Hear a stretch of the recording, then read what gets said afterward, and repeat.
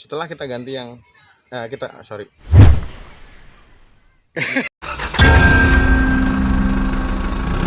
Datang di channel Mekanik Traveling. Dari video yang sebelumnya kita mendapatkan komentar yang ingin bertanya, bro, om, gimana sih cara melepas wiper belakang?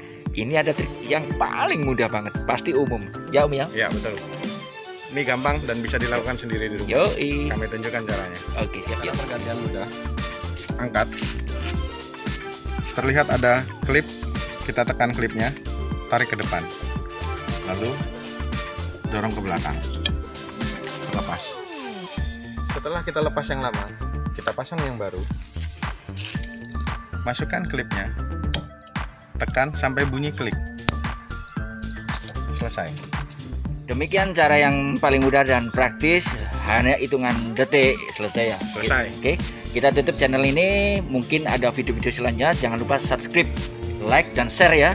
Ya. Biar tahu kelanjutan video-video yang akan datang yang lebih menantang dan menarik. Oke, baik. Oke. Salam Mekanik Travel.